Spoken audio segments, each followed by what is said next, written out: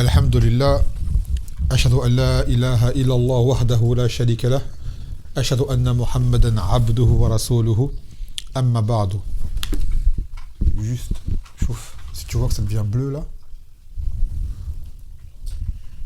là, le bouton vert, si tu vois qu'il devient bleu, dis-le-moi, c'est-à-dire que ça a coupé. Barakallahu fik.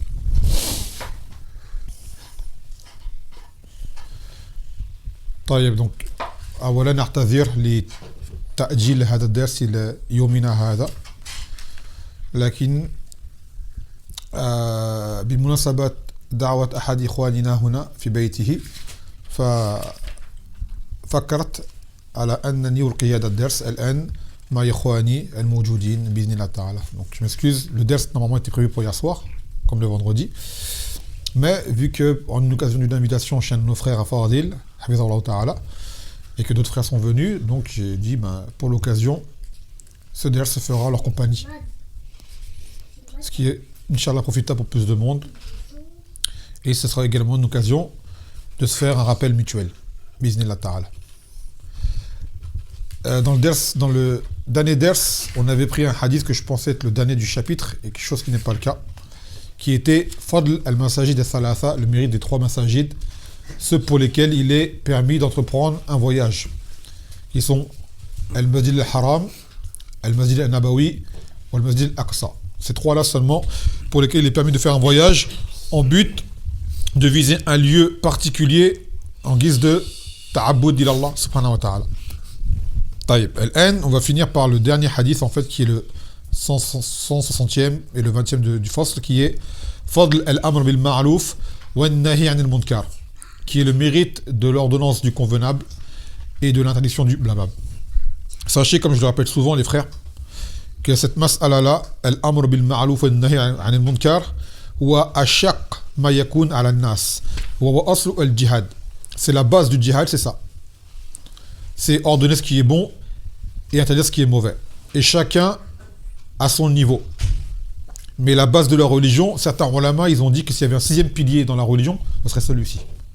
Al-amr bil ma'ruf wa an-nahy 'anil munkar. Car le tawhid, c'est un amr bi ibadatillahi wahda. C'est le fait d'ordonner, d'adorer Allah seul. Oui. Et le shirk, c'est l'interdire. Interdire le shirk, d'accord, et interdire tout ce que cela implique. Donc, al-da'wa ila al-tawhid, hada min amr bil ma'ruf. Wa an-nahy 'anil shirk, hada min an-nahy 'anil munkar. Le fait d'appeler au tawhid, c'est appeler au convenable. Et combattre le shirk, c'est-à-dire le blâmable, qui est la base de tous les maux. Rentre dedans également la bid'a, les ma'asi, toutes ces formes, et ce qui s'ensuit.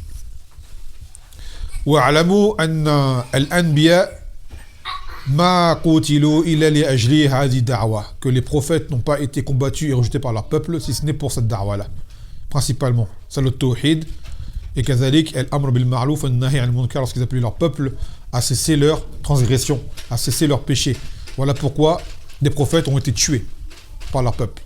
Et sachez que c'est une chose également qui fasse que beaucoup de prédicateurs ne sont pas acceptés auprès des gens, du fait qu'ils appellent à cette chose-là, qu'il amr bil ma'ruf wa nahy 'anil munkar. Cela dérange beaucoup de gens, énormément de gens.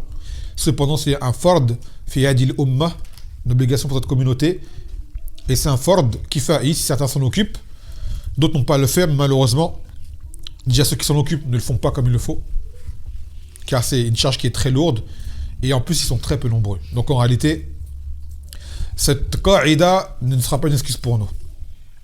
Et sachez que l'une des principales causes de péché qu'on peut endosser dans des pays comme ici, c'est cette chose-là. Cette chose-là. Le mal que l'on voit devant nous, sur lequel on se tait. On prend beaucoup de péchés, malheureusement, c'est une réalité. فكما قال النبي صلى الله عليه وسلم يا أيها الناس توبوا إلى الله فإني أتوب إليه واستغفره كل يوم أكثر من 70 مرة أو 100 مرة. Il a dit, ô vous les gens, reportez-vous à Allah et demandez-lui pardon, car moi je le fais chaque jour une centaine de fois ou plus de 170 fois. Ça, c'est parmi des fois les péchés que l'on commet malgré nous. Se taire sur un munkar que l'on voit, qu'on est en mesure de blâmer, mais que par cause de notre faible foi, on ne le fait pas.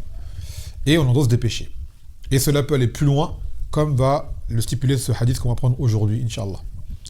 يقول عن النعمان ابن بشير رضي الله عنهما عن النبي صلى الله عليه وسلم قال مثل القائم على حدود الله والواقع فيها كمثل القوم استهموا على سفينة فأصاب بعضهم أعلاها وبعضهم أسفلها فكان الذين في أسفلها إذا استقوا من الماء مروا على من فوقهم فقالوا لو أن خلقنا في نصيبنا خلقا لم نؤذي من فوقنا فإن يتركوهم وما ردوا هلكوا جميعا وإن أخذوا على أيديهم نجوا جميعا رواه البخاري. Je précise avant de commencer, les voix des enfants, c'est les enfants des frères, donc c'est normal. Les voix d'enfants, c'est une chose qui est inévitable. Donc, selon An-Nu'man ibn Bashir, radiyallahu anhuma, le prophète sallallahu alayhi wa sallam, il a dit l'exemple de celui qui applique les hudud d'Allah. Ça veut dire qui ordonne le convenable et interdit le blâmable, qui fait appliquer la religion autant que possible. Et celui qui transgresse ses hudud, ses limites, alors celui qui applique ses limites et celui qui les transgresse, c'est l'exemple d'un peuple qui embarque sur un bateau. Certains ont eu, ou plutôt qui ont tiré au sort pour avoir leur place sur un bateau. Certains ont eu le pont supérieur et d'autres ont eu le pont inférieur. D'accord ? Des gens ont été en haut, d'autres sont dans la cale. Et ceux qui sont dans la cale, lorsqu'ils veulent boire, sont obligés de demander à ceux qui sont en haut de leur apporter de l'eau.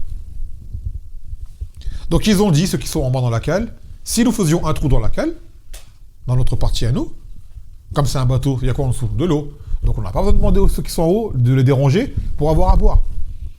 Donc si on fait un trou ici, on aura le trou à nous directement sans déranger personne. Cependant, si ceux qui étaient en haut laissaient faire ceux qui sont en bas, qu'est-ce qui se passerait ? Ils vont tous se noyer parce que le bateau il va couler. Donc, pour que ceux d'en haut puissent survivre, ils doivent empêcher ceux en bas d'agir.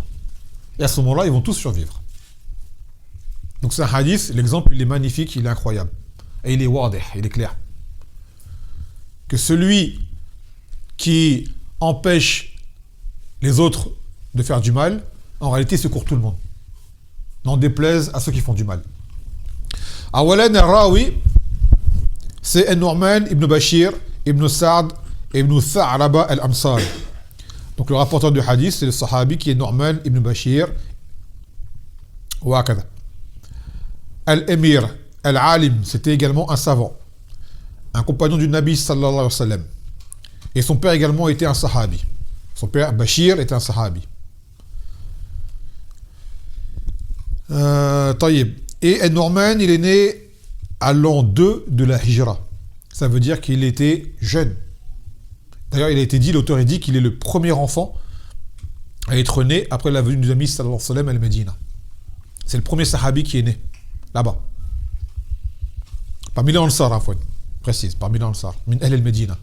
Seulement chez les Muhajiroun, il y a eu des enfants qui sont venus entre-temps, mais lui, c'est le premier Ansari qui est né après la venue du Nabi sallallahu alayhi wa sallam. Ensuite, plus tard, il a été mis comme juge à Damashq, à Damas. Et Muawiya l'a mis comme gouverneur à Koufa. Il a rapporté environ 114 hadiths. Il y a un khilaf, l'auteur cite un khilaf, certains disent plus, certains disent moins, mais aux alentours d'une centaine de hadiths. Donc c'est un muqil. C'est ceux qui n'ont pas rapporté beaucoup de hadiths.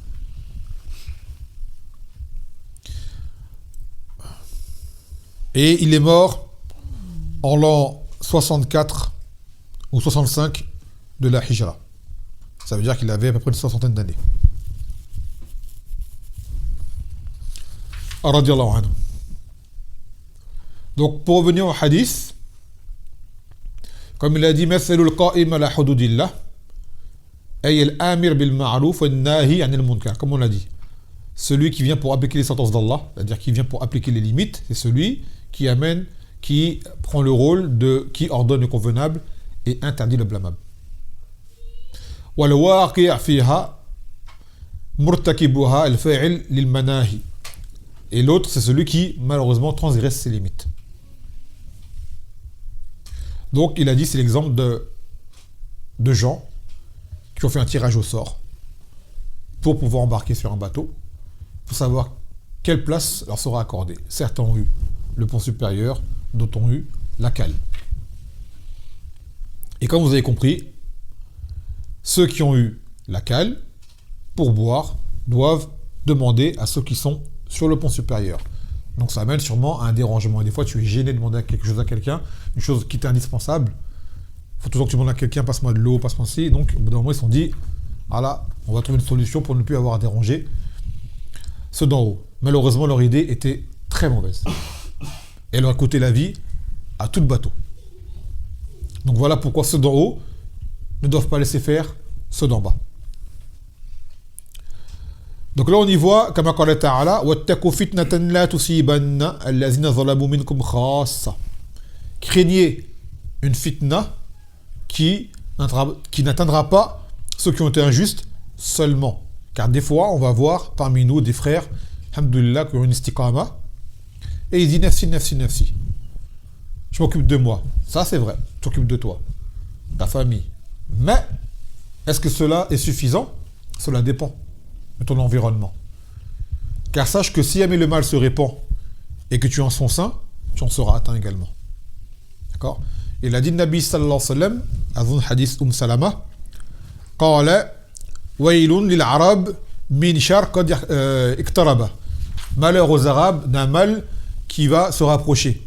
Puis il a fait un signe avec ses doigts comme ça, en disant qu'une brèche de cette taille-là, dans le rempart de Ya'juj et Ma'juj, Gog et Magog, c'est ouvert. C'est-à-dire ça commence.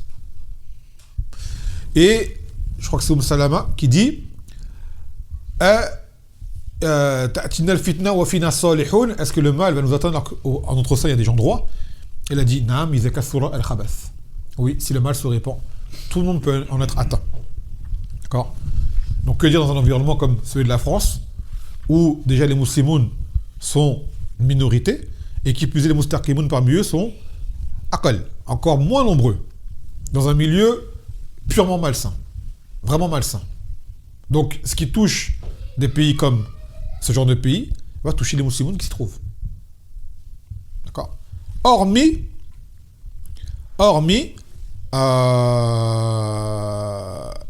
ceux qui agissent dans la mesure du possible.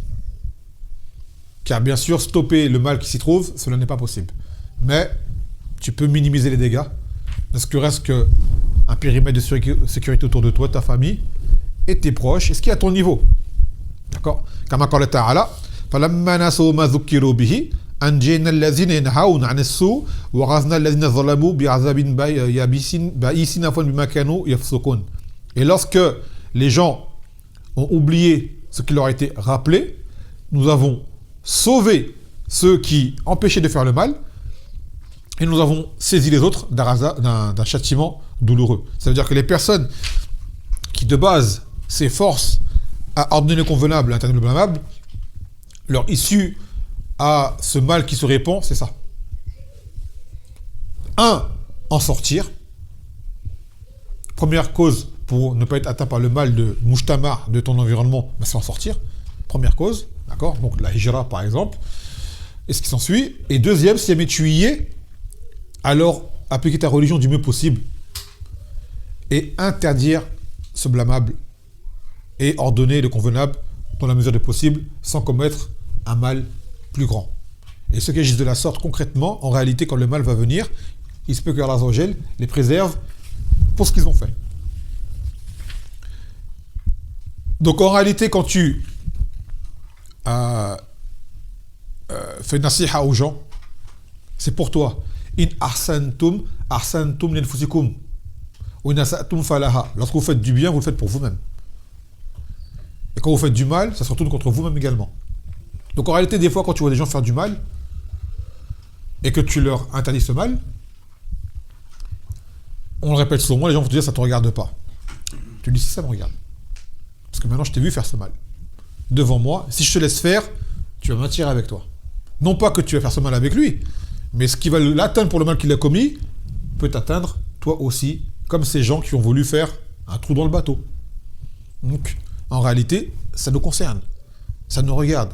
D'accord ? Dans la religion, c'est pas l'autruche. La tête dans le trou, j'ai rien vu. Si t'as vu, t'as entendu. Maintenant, il faut agir en conséquence. Et c'est une épreuve pour le musulman. Car c'est très difficile d'aller dire aux gens de cesser de faire ce qu'ils font. Pas le nasiha. C'est très dur. C'est pas donné à tout le monde de pouvoir avoir les épaules d'endurer ce qui va se passer par la suite. Mais hadi wazifat al-anbiya. C'était la fonction des prophètes. D'accord ? C'était la fonction des prophètes. Et d'ailleurs, le djihad shar'i qui existe, c'est ça. C'est pour que kalimatullah takun al-ulya. C'est pour que la parole d'Allah soit la plus haute. Et quand même des gens, lorsque les djihad avaient lieu chez les anciens, ils n'imposaient pas aux kuffars de se soumettre, mais une fois que les musulmans étaient dominants, ils disaient tu ne veux pas rentrer en islam, tu payes la jizya, mais c'est l'islam qui va contrôler, qui va dominer. C'est-à-dire toi, dans ton coin, discret. D'accord ? Toi, dans ton coin, discret. Donc ça amène à minimiser le mal.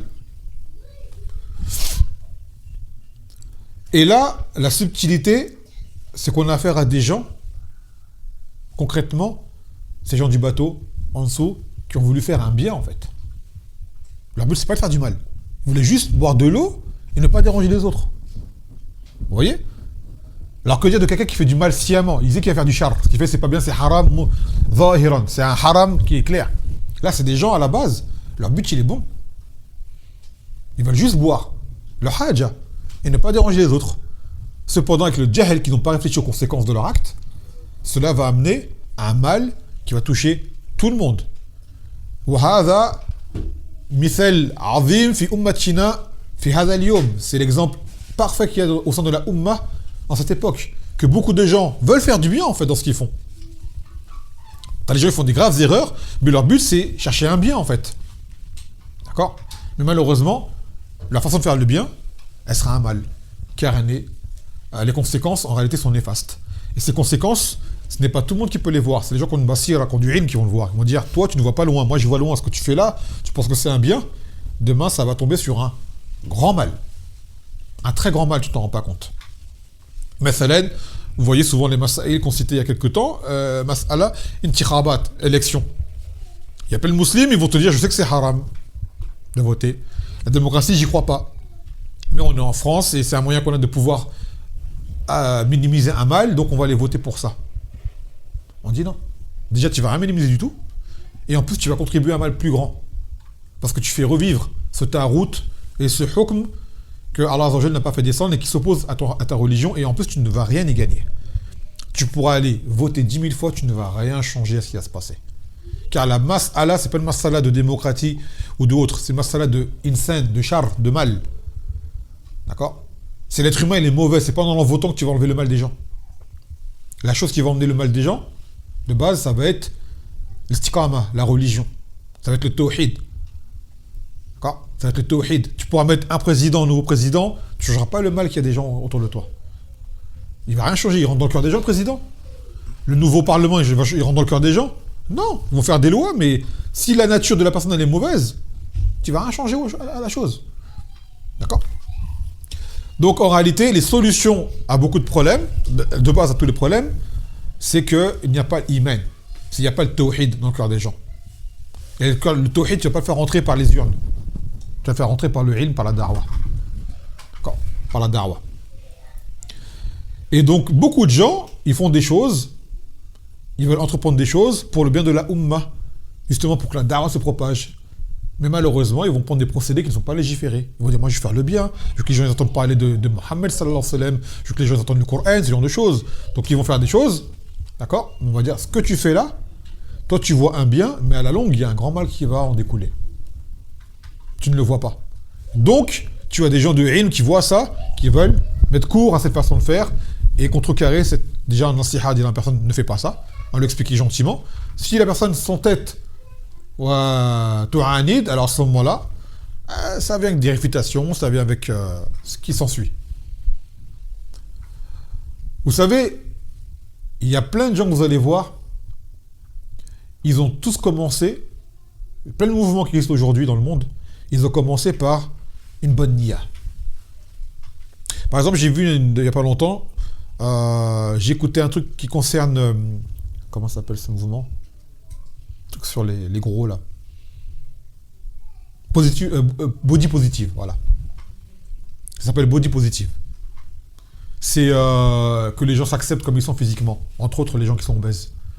Genre, sois bien dans ton corps et ce qui s'ensuit. D'accord. Ce mouvement-là, vous savez comment est-ce qu'il a commencé, ce mouvement? À la base, c'était un mouvement, quand tu lis l'historique, justement d'être en bonne santé. D'avoir un corps sain. D'accord. Après, avec le temps, ça évolue. C'est ancien, apparemment, c'est ancien. Après, ça a évolué, ça a commencé à changer. C'est-à-dire qu'au début, c'était parti sur une bonne intention. Mais à la base, on ne crée pas de mouvement dans ce genre de choses. Il n'y a pas besoin de ça, tu vois. Les gens, ils s'unissent pour des choses, ils font des mouvements pour une chose qui... Il n'y a pas besoin. Shahid, c'est que de fil en aiguille, ce mouvement a pris une autre ampleur, une autre direction, qui fasse que maintenant, les personnes obèses doivent s'accepter telles qu'elles sont. Ne sois pas complexé parce que tu es. D'accord? Et là, tu vas avoir des gens avec un corps, voilà, qui n'attirent pas, il faut dire la vérité, de la masse des gens, faire des choses comme des gens qui seront eux plus attirants. D'accord? J'ai pas besoin de faire de torsier, vous avez compris ce que je veux dire. Et ces gens-là, on sont arrivés à un stade où que ça veut dire, quand tu es obèse, sois obèse, reste obèse, accepte ton obésité. Si tu cherches à maigrir, c'est que tu es grossophobe. Donc tu es un ennemi. Vous voyez comment c'est parti d'un sectarisme. Maintenant, si jamais tu es gros, d'accord, reste-le, sans en fier. Mais je ne pense pas qu'il y ait beaucoup de gens qui soient fiers d'avoir un corps obèse. De base. Je pense pas. T'en as, ils se mentent eux-mêmes, ils disent ouais, je suis bien comme je suis. C'est bien. Mais tu sais que tu aimerais bien être aussi auprès des gens. Et puis sans compter que même l'obésité, c'est pas bon. Ça te gâche la vie. De beaucoup de choses. El Mouhim, ils en sont arrivés à un côté, ils se sont sectarisés, le groupe des obèses entre nous. Et si jamais t'es un d'entre nous, tu cherches à maigrir, c'est que t'es un ennemi. D'accord? C'est que t'es plus avec nous. Ils appellent ça grossophobe. Maintenant, il y a des phobes partout. Hein. T'as des phobies dans tous les... Même un grossophobe, tu vois. On dit à la base, manger sainement, vivre sainement, n'amène pas à être obèse. Si on est devenu obèse, souvent c'est qu'il y a eu un écart. T'en as, c'est une maladie, c'est génétique, ils sont comme ça. Mais de façon générale, les gens qui sont obèses, d'accord, ça a été causé par un excès ou un manque dans quelque chose. D'accord? Donc, on va te dire, il faut que tu remédies si ça te fait du mal dans ta vie. Tu fais moins d'exercice, je sais pas, moi, tu es souvent malade, c'est qu'il y a un problème, il faut que tu remédies. Ne dis pas je suis fier d'être comme ça et tu restes comme ça. Et bien ces gens-là, ce mouvement-là, body positive, ils en sont arrivés à combattre les gens qui veulent inciter à maigrir. Et quand quelqu'un est parmi eux, c'était un gros qui les représentait, le jour où il se prend en main et qui dit bon là ça va pas, il cherche à maigrir, t'es un traître, tu nous lâches. D'accord? T'es un traître, tu nous lâches. Donc là, le shahid où je voulais en venir, c'était un peu de façon caricaturisée, c'est que les gens, ils commencent à la base sur une chose qui est bonne. Ils ne voient pas derrière. C'est pour ça que les ulama, souvent, il y a des choses que les gens vont faire, s'organiser pour faire un khair. On dit, ce que vous faites là comme organisation entre vous, vous voyez un bien aujourd'hui, dans 10-15 ans, c'est une hizbiya. Vous n'en rendez même pas compte. Par exemple, comme le cas des associations qui se font, de khair, de bienfaisance. Bon, je sais que, par exemple, en France, c'est obligatoire pour une mosquée. Ça peut être un cas à part.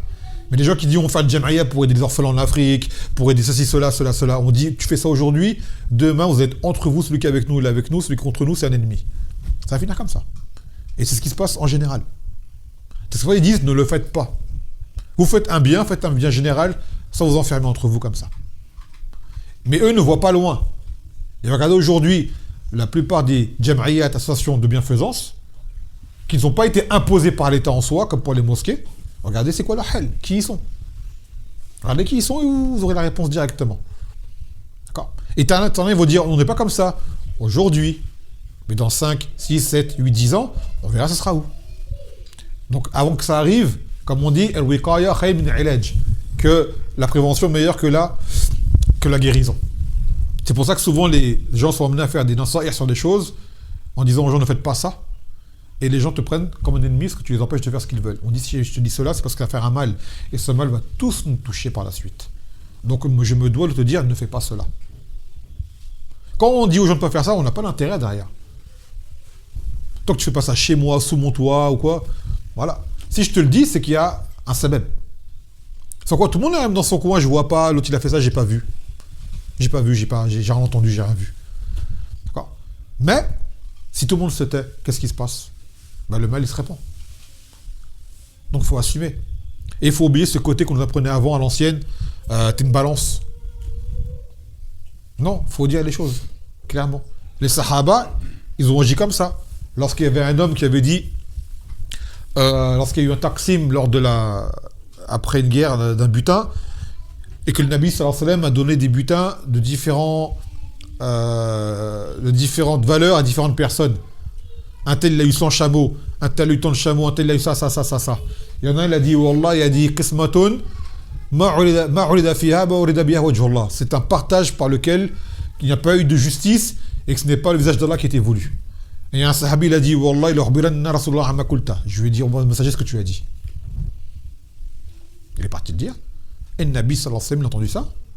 Ça l'a mis en colère. Il a dit, Waman ya'dil idha lam ya'dilillah. Ya'dil Rasulullah, afwan. Qui donc va être juste si ce n'est pas le messager d'Allah qui va être juste. Et il a dit, Rahimallahu Moussa, Ouziya aksam min zalika fa sabar. Il a dit qu'Allah fasse miséricorde à Moussa, car elle a été offensée par son peuple. Plus que ça, il a patienté. C'est dans le sens que cet homme a dit, patiente. Mais il a été diffamé pourquoi? Pour une chose qu'il a faite. D'accord? Et lui, c'est pourquoi il a donné un temps à telle personne. Il sait pourquoi. Il y a des cœurs à gagner, il y a des choses à faire. C'est pas un partage avec intérêt. C'est une maslaha derrière shar'iyya. L'autre, comme il est intéressé par sa part de butin à lui, il a vu qu'un le plus que l'autre il a commencé à être jaloux, il a dit, voilà. Il a dit ce qu'il a dit. Attention, les gens qui ont agi comme ça, c'est pas des gens qu'on qualifie de sahaba. Cet homme-là qui a réagi, c'est comme Dhu Khuwaysira qui a dit, I'adil ya Muhammad. Ces gens-là ont été jugés comme des munafiqoun. C'était le début des Khawarij. Mais à l'époque du Nabi sallallahu alayhi wa sallam, il n'y a pas de Muqtadir. Celui qui était Muqtadir, c'était un munafiq directement. Le shahid, c'est que les sahaba, quand il y avait un mal qu'ils entendaient, ils allaient le dire. Donc aujourd'hui, tu vois un mal, et que ce mal ne peut être annihilé qu'en allant le dénoncer à une personne qui est apte à pouvoir l'arrêter, dénonce. Si quelqu'un fait un crime et qu'il y a des autorités en place, d'accord, c'est un appel.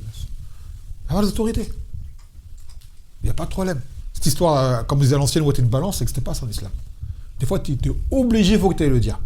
Si jamais tu ne le dis pas, tu aurais été complice dans le mal qui s'est fait. D'accord? D'ailleurs, même il y a une loi, même chez les koufars. Hein. Comment ça s'appelle déjà?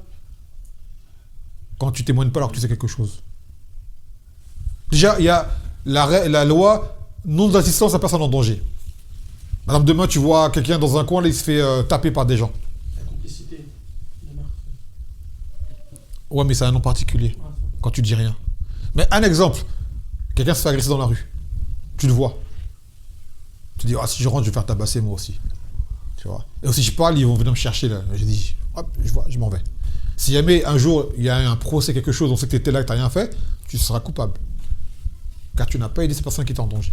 Attention, je ne te dis pas de rentrer dans les embrouilles des jeunes. Hein. C'est pas ça que je te dis. Mais je te dis que c'est une loi qui existe, car de base, ça ne se fait pas. Quelqu'un il est dans le besoin, dans la détresse, tu peux l'aider. Tu dois l'aider. D'accord?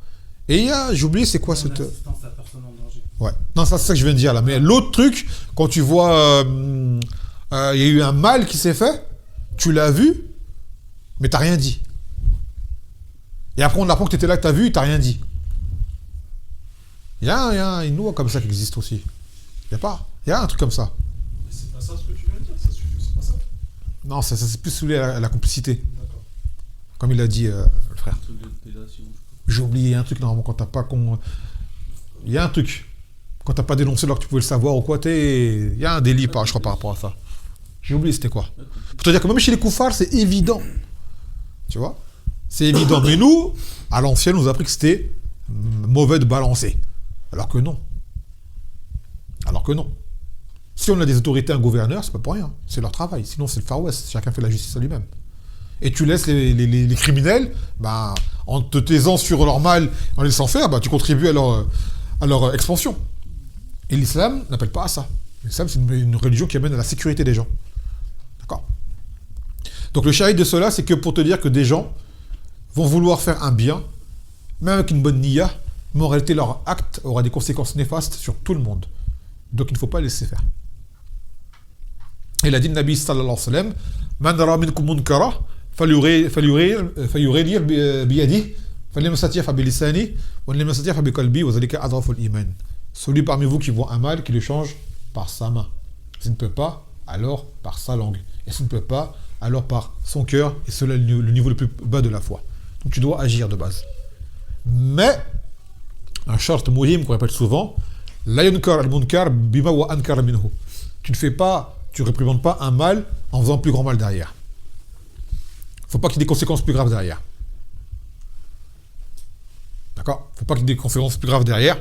Donc, après, c'est le monde de la hikmah, c'est sûr, la sagesse, du sang-froid, savoir comment réagir vite dans certaines situations. Ça, c'est pas donné à tout le monde. Mais ce qu'il faut retenir, c'est que le fait que des gens veuillent du bien n'excuse pas qu'ils vont amener à un mal qu'il faut stopper. La niya ne suffit pas. Il avait dit Ibn Mas'ud à ces gens du Masjid Bani Hanifa qui faisaient le tasbih avec des cailloux. Ils faisaient quoi pourtant ? Une ibada. On rappelle Allah, oui, mais comme vous le faites, ce n'est pas légiféré. Il a dit Ibn Mas'ud, on a voulu faire que du bien par cela. Il a dit Kam min murid al-khayr lam yusibhu. Combien de gens veulent le bien, ne l'atteignent pas. Et comme vous le faites là, vous allez être en train de commencer à faire une bid'a. Et ces gens-là, en refusant la nasiha, eh ben, ils ont parti d'une bid'a petite pour en arriver à une majeure. Ils sont venus dans les khawarij, à combattre les sahaba par la suite. Donc des fois, ne pas prendre une nasiha au moment où elle vient peut avoir des répercussions néfastes par la suite pour la personne. Effet boule de neige. C'est une petite boule, ça finit, c'est énorme. Donc il faut comprendre, lorsque les gens font une nasiha, ou des fois sont durs sur un sujet ou sur une chose, et qu'ils ont le ilm pour cela, d'accepter de comprendre. D'accord ? D'accepter de comprendre et de ne pas croire que la personne elle a un intérêt à t'empêcher de faire ça. Si elle t'en empêche et qu'elle te dit de ne pas le faire, c'est qu'il y a un bien derrière peut-être que toi tu ne vois pas, mais qui est peut-être présent. طيب يقول فوائد الحديث الطائفة المنصور non عفوا je suis trompé de là c'est l'ancienne page أيوه استحقاق العقوبة بالترك النهي عن المنكر مع القدرة que on mérite de subir des conséquences lorsqu'on délaisse l'interdiction du blâmable et qu'on est capable de l'interdire. Ça c'est un truc qui est important, que tu es capable de l'interdire. Tu le laisses faire, et ben la personne qui fait le mal encourt quelque chose, et toi, tu peux également être concerné par ce châtiment qui va le toucher. Pour t'être tu.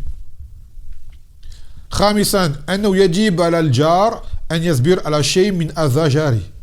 Et que le voisin doit patienter sur certains maux que pourrait causer son voisin. Par exemple,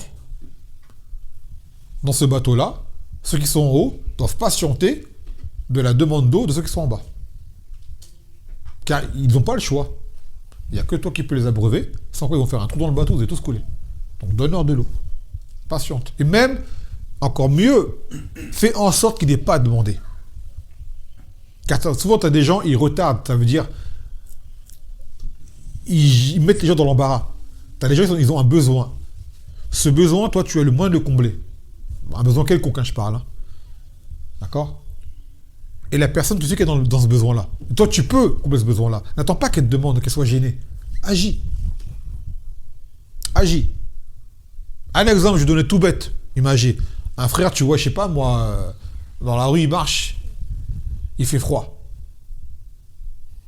Toi, tu es en voiture, tu passes. Il est sur ta direction. Attends pas qu'il dise, Harry, je peux monter avec toi. Il est gêné, il ne veut pas te demander.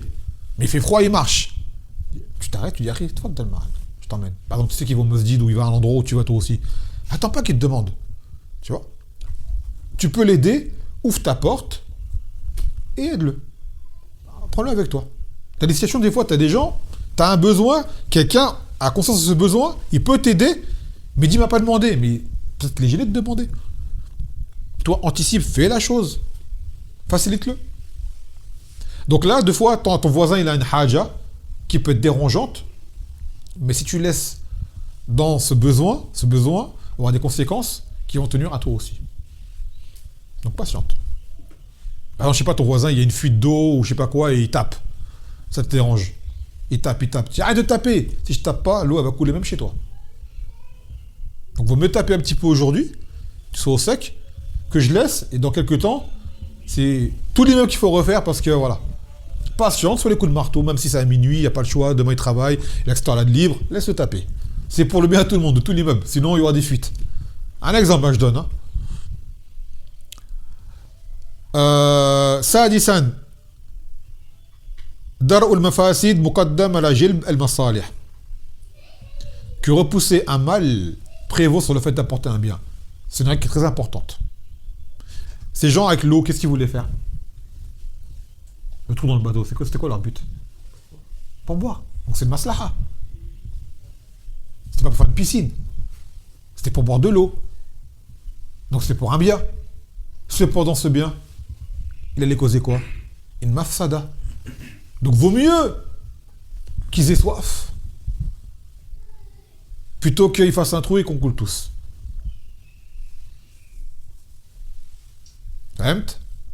Parce que derrière, vaut mieux éviter un mal plutôt qu'apporter un bien. Bien sûr, le but, c'est pas de laisser les gens s'assoiffer. Mais si leur soif peut préserver que tout le monde coule, alors ils auront moins à boire que les autres, mais au moins tout le monde sera vivant. Et ça, c'est un qui est très important. Toujours que éviter un mal est plus important qu'apporter un bien. Et c'est une règle qu'on répète souvent dans les gens qui utilisent des procédés non légiférés dans la darwa. Quand ils disent on va faire du bien pour attirer les gens dans la darwa. On dit oui, tu veux faire un bien, mais ton procédé n'est pas bon, il va faire un grand mal derrière. Qui va s'ancrer dans la tête des gens sur des années qui vont croire que c'est une sunna, ils vont le faire. Et à cause de toi, les gens vont dire que c'est normal de faire ça. Car tu leur as appris à faire ça depuis le début. Pour qu'ils soient plus nombreux en religion. Et c'est un truc qui se fait aujourd'hui beaucoup dans la darwa. Les gens qui font des procédés, ça attire les gens certes, mais après les gens ils pensent que ce procédé-là il est légiféré et ils acheminent dessus. Alors qu'à la base, non. Vaut mieux peu de gens sur une darwa authentique que beaucoup de gens sur une darwa erronée. هذا. سابعا أن النية الحسنة لا تحسن الفعل إلى خطأ. Et que la bonne intention, ce n'est pas pour autant qu'elle va rendre l'acte valable. Comme on l'a expliqué. ثامنا أن حرية الإنسان مقيدة بضمان حقوق من حوله من الناس وضمان مصالحهم. Ça c'est très très important. Il dit que la liberté individuelle d'une personne, d'accord, elle est conditionnée par le fait que cette liberté n'amène pas à porter atteinte à autrui. Parce que les gens vont dire je suis libre. Ta liberté ne doit pas t'emmener à empiéter sur le terrain de quelqu'un d'autre. C'est comme ce qu'ils appellent liberté d'expression. Dans l'islam, il n'y a pas ça. Dans le Coran, elle a dit وَقُولُوا قَوْلًا سَدِيدًا. Dites des paroles justes. Tu ne dis pas n'importe quoi. D'accord? Et ce n'est pas toute vérité qui est bonne à dire. Ce n'est pas tout, parce que là, je dis que la vérité. Ta vérité, tu n'as pas le droit de la dire. Donne-moi un cas où une vérité n'est pas bonne à dire. N'importe quel contexte. Un contexte que tu y viendras à la tête. Une vérité, mais tu n'as pas le droit de la dire. Par exemple, un kafir ou donc il faut que tu pries. Non. On commence par le tawhid, après on parle de... Ça, c'est stratégie.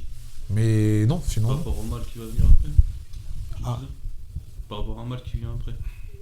Une personne... Non Si tu parles, il va avoir- Une chose qui est vraie, mais que tu n'as pas le droit de dire. Pas le droit ou déconseillé de base. Pas le droit. Et c'est vrai. T'as un exemple? Si vous avez un exemple qui lève la main et dit... Une personne qui est entre guillemets grosse ou un truc comme ça, tu peux pas lui dire. Voilà, tu peux pas lui dire pour ne pas le vexer. Non. Non, un truc interdit. C'est pas Un haram. truc interdit, d'accord. C'est pas haram. D'accord, d'accord. Ça dépend comment tu lui dis. C'est pour son bien parce qu'il a sa santé elle est en danger. Faut lui dire. Après, tu lui dis avec tact, bien sûr. Non, je pensais pas à ça. Quelqu'un qui fait apparaître l'islam, tu lui dis que c'est un nafir ou un kafir, alors que Zahiran, il fait apparaître que l'islam. Lui dire n'est pas forcément interdit. Ce serait peut-être agir en conséquence qui serait. Mais je pense à autre chose. Chose plus courante. On tombe dedans tout le temps. Malheureusement qu'Allah nous en pardonne. Ah, Par exemple. riba.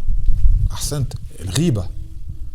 El-riba, an tazkur akhak bima yakrah. Que tu dises à ton frère ce qu'il n'aime pas alors que c'est vrai. Ben, un exemple. Hein, ton frère il est obèse. Et tu dis au frère, hey, le frère là, machallah, il est bien. Tu vas comprendre qu'il est. Akhi. Riba, si les frères n'aiment pas ça. Pourtant, c'est vrai, il est obèse. Mais si tu sais que ça va le vexer, ne le dis pas. Et pourtant, c'est vrai. Ça. Donc, ce n'est pas toute vérité qui est bonne à dire. Car va amener un mal. La traduction de Hein? Que tu cites ton frère parce qu'il n'aime pas de lui. Ah, c'est la traduction. Ouais. Et bien sûr, il n'y a pas de haja. Des fois, il y a un haja de le dire. Mais quand il n'y a pas de haja de le dire. Elle avait dit, Aïcha de sa fille, elle est petite. C'est vrai, elle était petite. C'est pas le même mot que le truc de la banque là. Riba. Ah non, riba. Un autre cas, par exemple, qadhf, de traiter une personne de fornicateur sans avoir les témoins. Alors que c'est vrai. Un jour, peut-être tu as vu quelqu'un en plein débat sexuel avec quelqu'un, tu l'as vu de tes yeux, mais tu es tout seul. Tu n'as pas le droit de le dire. Si tu n'as pas des témoins, tu n'as pas le droit de le dire. Pourtant, c'est vrai. Vous voyez?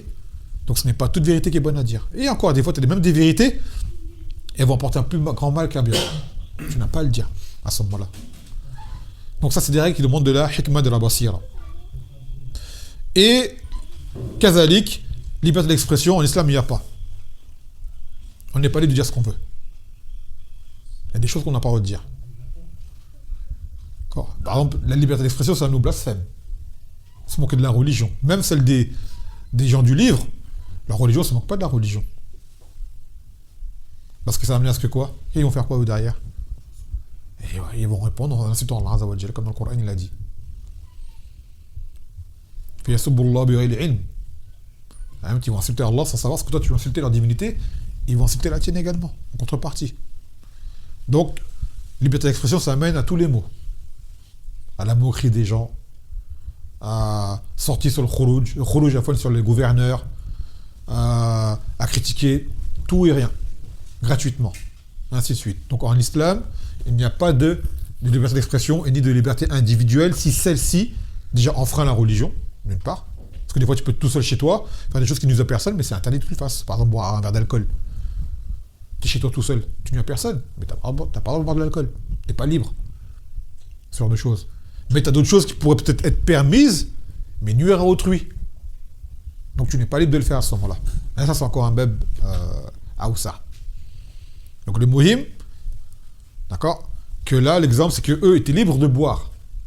Mais cette liberté de boire, ils allaient l'exprimer par une nuisance à autrui, même une nuisance générale. Pour boire, ils devaient faire un tour dans le bateau qui allait nuire à tout l'embarquement.